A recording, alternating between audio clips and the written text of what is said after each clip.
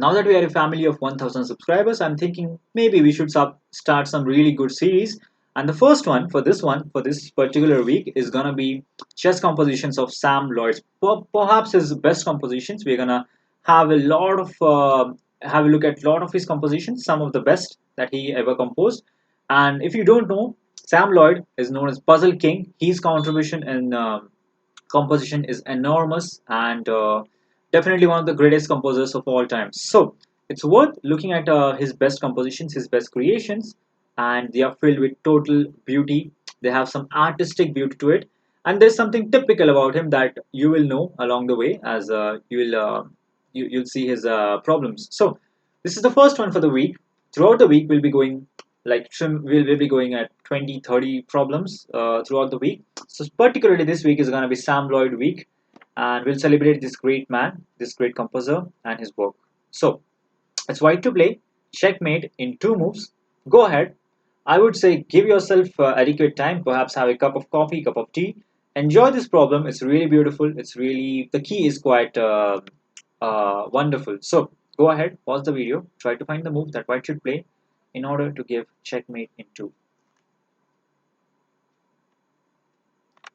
Alright, so the correct move, the best move is queen to a8. So queen basically swings across the board, swings across the other side of the board, and no matter what black plays, he's in zugzwang, he's lost. Let me show you an example. Let's say the knight on g3 has to move somewhere, it goes on f1. What do we do now?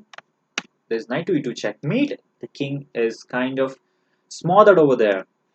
Well, other moves like knight h1, knight f5, knight e4 doesn't really work because simply knight e2 is again a checkmate. Let me color that. There you go. That's a beautiful checkmate. So basically, after queen a8, the knight on g3 can't move because of knight to e2 checkmate threat. Well, what else can he do? He can try to move this knight. Let's, for example, say knight to d1. What's the problem? The thing is, knight on b2 was actually defending a very critical square, the d3 square. Now that he has moved away, now we can play knight to d3, and the king again is smothered, it is trapped, and that is a checkmate. Well, the same happens with any other move. Let's say knight c4, knight a4, doesn't really matter then.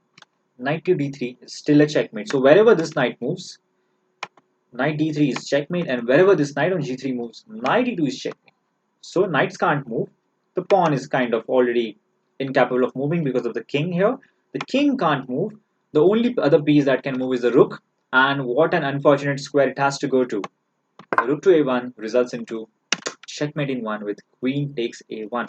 This is the absolute solution of this. Queen to a8 is the only checkmate in 2 that works over here. If you have found other checkmate in 2, do comment. I'll definitely reply, and yeah, I'll try to refute your solution. So hope you enjoyed this brilliant chess problem for by Sam Loyd.